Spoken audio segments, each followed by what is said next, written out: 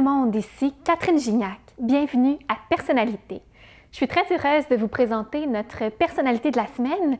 Il est auteur, compositeur et interprète, mais aussi multi-instrumentiste, comédien et acrobate. Il a lancé son premier album le 6 mars dernier au Cabaret du Lion d'Or, un album qui s'intitule « La comédie humaine ». Il s'est fait connaître à la radio grâce à ses succès « Ouvre ton cœur »,« Au coin de ma vie » et « Une chance ». Et moi, j'ai la chance de l'avoir en studio aujourd'hui. Alors, mesdames et messieurs, je vous présente Dominique Dagenet.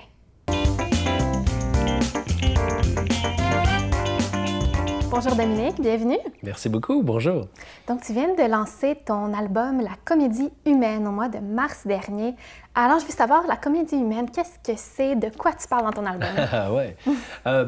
C'est sûr que ça a une petite connotation par rapport à l'œuvre de Balzac. Oui, c'est ce que je me demandais. Oui, mais ça, c'est plus comme pour moi, là, dans le fond, plus que d'autres choses. Parce que dans le fond, je parle pas de ça spécifiquement, mais c'est un peu comme une imagerie, si tu veux, à propos du fait qu'on vit tout un peu dans un genre de théâtre inventé. Là. On est tous en train de jouer un rôle, un personnage, puis on se démêle à travers la réalité. Fait que c'est un peu comme beaucoup de choses qui me sont arrivées à moi, dans le fond, que je parle. Ouais.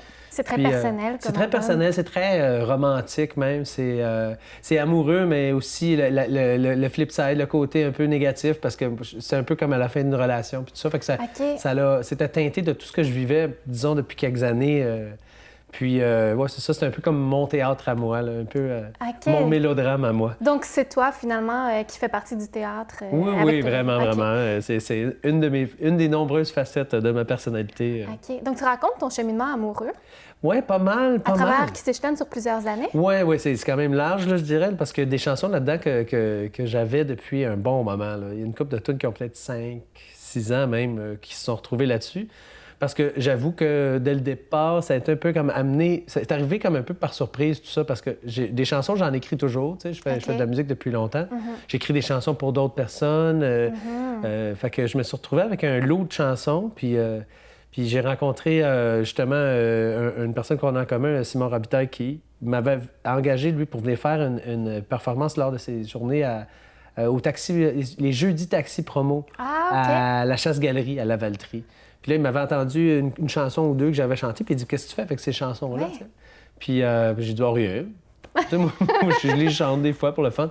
Puis il dit « Si tu sors ça, il me semble qu'on serait capable de faire de quoi avec ça, puis pousser ça un peu à la radio. » Puis finalement, je lui ai dit « Ah, ouais, OK. » Fait que j'ai embarqué sur le projet, puis j'ai enregistré ça il y a environ 1 an. OK. Puis on a préparé ça pendant l'automne, puis là, au tout début de l'année, on a sorti ça. Donc, c'est ça qui t'a donné envie, finalement, de sortir tes chansons des tiroirs. Oui. C'est que tout d'un coup, il y avait un intérêt au niveau interne, si tu veux, puis je me suis dit, ah ouais, OK, pourquoi pas? Parce que dans le fond, notre musique elle prend du sens quand on la partage, c'est pas. Hein? Fait que j'ai dit, pourquoi pas, on va sortir ça. J'avais tenté l'expérience de toutes sortes de façons avant, mais j'avoue que j'avais mis ça un peu sur le côté de ma carrière pendant un petit moment. Puis il y a eu la rencontre aussi avec le réalisateur Francis Collard. Francis Collard, qui est un bon ami maintenant, franchement, mais je l'ai connu en 2012. En fait, on travaillait sur le spectacle du Cirque du Soleil à Québec qui s'appelait Les Chemins invisibles, qu'ils ont fait pendant 5 ans. C'était un spectacle extérieur gratuit, là. Puis là-dessus, il y avait moi... Francis était en charge de la musique. Il y avait moi, il y avait Betty Bonifaci. Puis c'est nous qui avons monté la musique, si tu veux, pour ce show-là. Puis je m'en donnais à être le maître de cérémonie. Je faisais aussi mes trucs d'acrobate assez particuliers. On va en reparler tantôt. Fait que ça, c'était une des gigs. Puis on est devenus bien chum, en fait. J'ai même acheté une maison à quelques coins de rue de chez lui. Fait qu'on a travaillé sur toutes sortes de projets. Puis à un moment donné, je lui ai dit, tu sais, j'ai quelques chansons qu'on pourrait peut-être produire. Puis la première qu'on a sortie, ça s'appelait Une chance. Oui. Puis ça qu'on a entendu à la radio. Ça l'a roulé au bout. Fait que moi-même, j'avoue que j'étais comme, aïe, qu'est-ce qui se passe? Pourquoi que le monde écoute ça tout d'un coup? Puis, tes chansons sont très accrocheuses. Oui, c'est accrocheur, mais en tout cas, je sais pas, j'avais jamais trouvé les pistes qui faisaient que les gens... Tout le monde a toujours dit qu'il aimait ce que je faisais, mais ça n'avait jamais vraiment décollé. Puis là, tout d'un coup, celle-là, elle a été accueillie d'une façon un peu impromptue, mais tout à fait agréable pour moi. Puis, on a bâti là-dessus, finalement. Puis on a dit, j'en ai plein d'autres, on va en faire un petit CD, puis on va s'amuser avec ça. Ben oui, tu as bien fait, mais tu dis que, ça vient des expériences un peu négatives, des expériences amoureuses, tout ça, mais pourtant, il y a quelque chose de très positif. C'est très joyeux, c'est très hop la vie, même par moment. Ouais. Mais j'avoue que, tu sais, moi, il y a une partie de moi qui... c'est un peu un syndrome que j'ai là, avec des chansons. En général, si je me sens très, très mal, je vais faire j'essaie de me faire une manigance avec moi, dans le fond. J'essaie de me faire à croire que je suis heureux, tu sais. Fait que je me fais une chanson pour me faire changer de mood, tu sais. Puis ce qui est intéressant avec ça, c'est que ça marche avec moi, premièrement. Mais après ça, quand les gens l'entendent, ça leur amène cette énergie-là. Oui. Puis souvent, tu sais, je prends des expériences très traumatisantes, des expériences difficiles pour l'émotion, mais après ça, je trouve qu'est-ce qu'il y a de beau là-dedans. Je suis un peu comme... en tout cas, je m'amuse à dire que je suis un peu comme de l'alchimie musicale, là, tu sais. Je transforme quelque chose de noir en quelque chose de tout à fait rayonnant et heureux. Oui, c'est beau. Puis je te dis, ça fonctionne pour tout le monde. Cool. J'ai écouté ta chanson « Nous étions des rois ». Quand nous étions des rois, oui. Écoute, en c'est la écoutant dernière ça tout de chanson suite... que j'ai écrite, en fait, pour l'album. Puis ça, en fait, celle-là, c'est vraiment, comme tu le sens, sur l'album, c'est la dernière tune aussi. Ouais. C'est comme si c'était l'espoir renouvelé un peu. Il y a quelque chose de très... ça fait du bien. Ça va être correct. Tu sais, que tu te rappelles que tu as vécu de quoi de difficile, mais que au fond, là, tu as confiance que ça va être bien puis ça va être bon. C'est bon pour se promener en char aussi, cette automne-là, hein? C'est vrai, avec le soleil et tout. Là, mais c'est bon, ça met vraiment de bonne humeur, c'est rassurant. Ça fait excellent. C'est ça l'objectif, vraiment, vraiment, en plus. Là. Fait que c'est parfait. Donc, mais toi, d'où ça vient tout ça? Comment tu as commencé? Wow! C'est large. Hein? J'écris des chansons depuis que je dois avoir, écoute, 12-13 ans peut-être. Aussitôt que j'ai touché un instrument de musique, mon premier instinct, c'était d'écrire des chansons, de vouloir raconter des histoires. Même quand j'étais jeune, en fait, je me souviens que ma mère avait un dactylo à la maison, puis j'écrivais de la poésie là-dessus. Puis quand j'ai commencé à jouer de la guitare, ben, j'ai appris à écrire des phrases, puis à essayer de faire des mélodies, puis tout ça. Fait que ça a toujours été comme un besoin inhérent, là. Il fallait que je fasse des chansons, en fait. Ben oui, mais tu écris bien, tu es un bon guitariste. Oui, ben en fait, ça a été longtemps plus ça, mon boulot. La là, guitare avant. Ma vraie job, là. C'est sûr que j'ai toujours chanté, là, mais j'étais plus comme guitariste, puis je faisais des bacs vocales avec toutes sortes de monde, puis toutes sortes de projets ici et là. Fait que j'avoue que moi, quand je peux faire ça... En fait, chanter, c'est le truc le plus vrai que tu peux faire, tu sais. C'est dur de mentir en chantant, tu sais. C'est très... c'est trop intime, c'est trop proche de ta vraie personnalité que tu peux pas vraiment... C'est sûr que tu peux jouer, là, mais... Donc, c'est très proche de toi. Ouais, c'est très, très proche de moi. Mais bon, tu es guitariste, tu es chanteur, mais il y a quelque chose que tu fais qui est absolument incroyable et je crois que tu es le seul au monde à faire ça. Tu es un musicien acrobate, donc tu chantes, tu joues de la musique en faisant du trampoline. Ouais, en effet. Oui, en fait, c'est drôle, cette histoire-là, mais... quand j'étais plus jeune, j'ai été athlète de compétition. J'étais sur l'équipe canadienne de trampoline. OK. Comme en tout cas, il y a plusieurs années, dans les années 90. Fait que j'ai fait des championnats du monde, tout ça. C'était en fait quelques années avant que ça soit officiellement aux Olympiques. On était comme sur le comité olympique, mais il manquait des pays. Fait que c'était pas tout à fait rentré. Fait que moi, j'étais comme la batch avant les Olympiques, si tu veux. OK. À cette époque-là, j'étais comme 9e au monde à peu près. Là. Fait que, j'étais dans des bonnes affaires. J'étais pas les meilleurs, mais j'étais proche des meilleurs. Puis j'ai eu un gros accident qui m'a contraint à l'abandon de tout ça, de ma carrière de compétition. Puis pendant ce temps-là, j'ai presque perdu ma jambe. Ça a été bien intense. Il y a un docteur qui t'avait dit que tu ne pourrais plus jamais marcher. Oui, à la base, en fait, j'étais supposé de perdre ma jambe. C'était ça la première affaire. Ça a été long, mais il n'y avait pas le droit de me le dire parce que j'avais eu l'artère sectionnée. C'était vraiment compliqué. Fait que j'étais cardiaque. J'étais tout jeune, mais j'aurais pu faire une crise cardiaque s'il me disait à quel point c'était grave. Mais on me l'a pas dit avant que je sorte de l'hôpital. OK. Puis il a fallu que je reprenne à marcher. Il a fallu que on m'a tout dit. Premièrement, on m'a dit que je perdrais ma jambe. Après, on m'a dit que je ne marcherais plus. Après ça, tu vas marcher, mais tu ne retrouveras pas vraiment la mobilité. Finalement, 2 ans et demi plus tard, j'étais encore au championnat du monde. Puis c'est là que j'ai eu mes meilleurs résultats. Wow. Mais j'ai vraiment arrêté après ça parce que j'ai eu des complications. OK. Puis c'est à cette époque-là que la musique a vraiment pris le plus de place dans ma vie parce que là, j'étais à l'université, mais je faisais de la musique avec un groupe qui était semi-professionnel, disons. Fait qu'on j'ai fait mon premier album à cette époque-là. J'ai fini mon bac, mais j'avoue que c'était plus vraiment dans mes plans. J'étais déjà ailleurs. Passé à autre chose. On va en reparler dans un instant. On va faire une courte pause et on revient tout de suite après. Restez là. On est de retour à Personnalité en compagnie de Dominique Dagenet, le chanteur.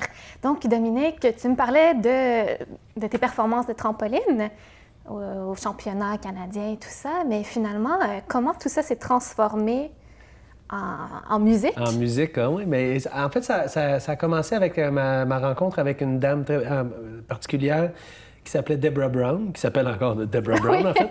Puis c'est une bonne amie, mais c'était la chorégraphe principale du Cirque du Soleil. Fait que, essentiellement, c'est elle qui a tout chorégraphié jusqu'à Zumanetti, genre. Ah, OK. Disons, OK? Fait que moi, j'ai rencontré cette dame-là sur un projet qu'on faisait un spectacle pour le Sommet des Amériques à Québec, là, au début, comme en 2000, me semble, à peu près, là. Puis elle m'avait engagé comme acrobate. Après ça, j'ai travaillé avec elle sur un autre projet, puis j'étais engagé comme guitariste. OK. Puis là, elle m'a reconnu de l'autre chose, puis elle s'est dit « Ah ouais, c'était toi qui faisais telle affaire puis telle affaire. » Puis à un moment donné, pour un photoshoot, pour un show qu'on faisait qui s'appelait Apogée, elle m'a dit « Ah, ce serait le fun que tu prennes ta guitare puis qu'on prenne des photos de toi qui vole avec la guitare. » tu sais.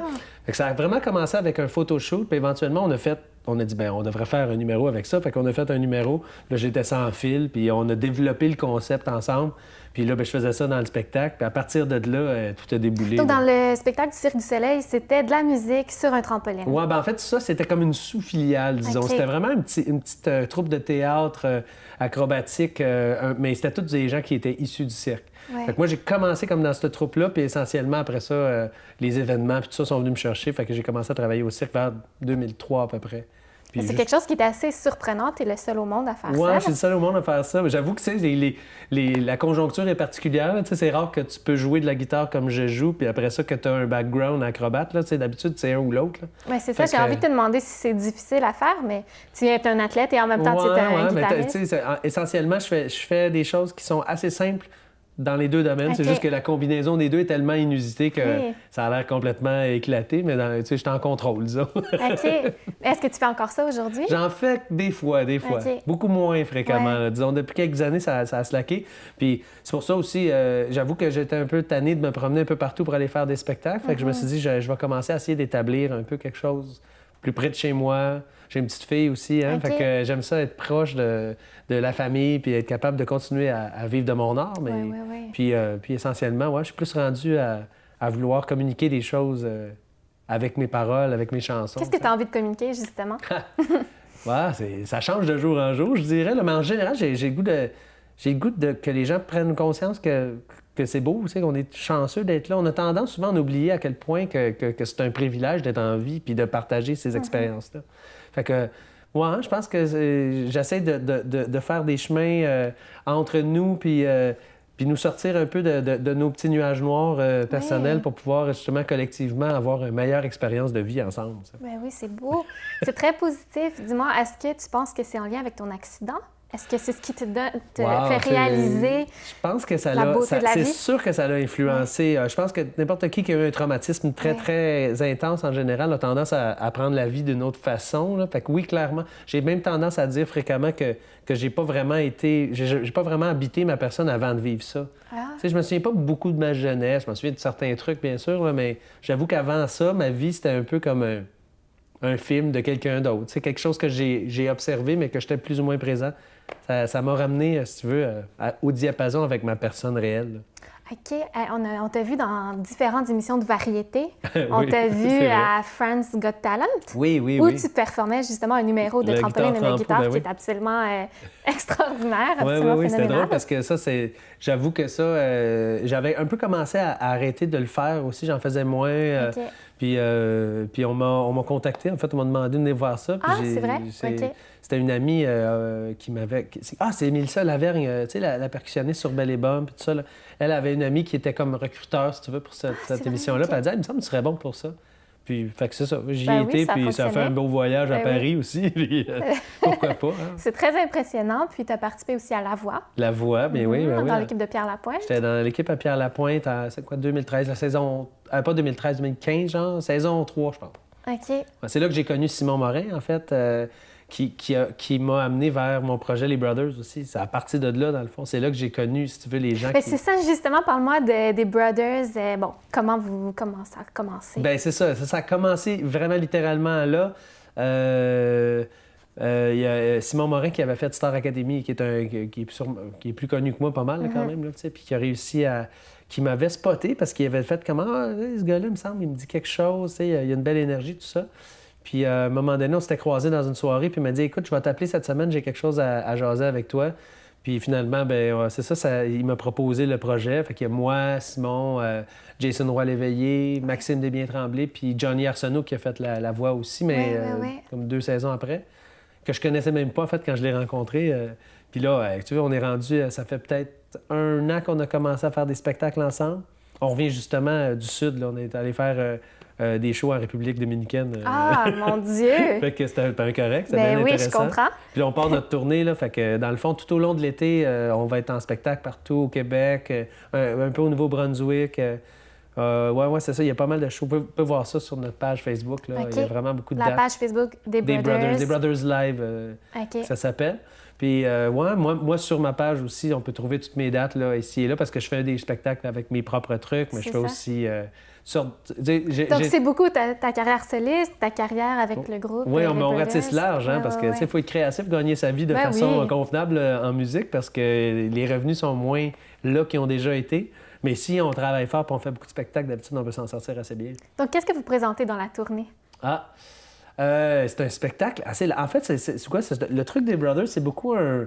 Si tu veux, c'est un peu comme un pont entre toutes nos influences séparément, tu sais, puis on finit par jouer à... Écoute, on joue c'est beaucoup de la pop, du rock, du soul, du funk. Tu sais, on joue du Stevie Wonder, on joue du Lenny Kravitz, on joue du... je sais pas, mais on joue même du Rolling Stones. Moi, je joue une tune de Shawn Mendes. Tu sais, fait que, tu sais, on ratisse large.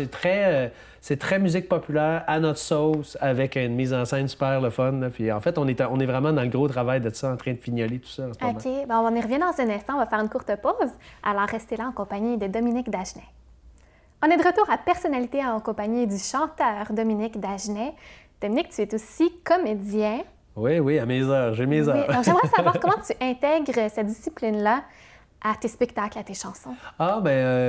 Écoute, on va s'entendre, quand on est rendu, pour moi en tout cas, quand on est rendu à l'étape de faire le spectacle, c'est comme si on change de chapeau un peu. Tu sais, essentiellement, il y a la partie compositeur, la partie auteur, tu sais, mais une fois que les tunes sont faites puis que tu arrives, mais là, tu deviens l'interprète. Hein? Puis l'interprète, c'est du jeu, c'est un jeu, tu sais, en fait, parce qu'on va s'entendre, on se sent plus comme quand on a écrit la chanson, c'est évident, tu sais. Fait que après ça, dans mon spectacle, c'est surtout comme ça que ça s'applique, là, dans le sens que je deviens...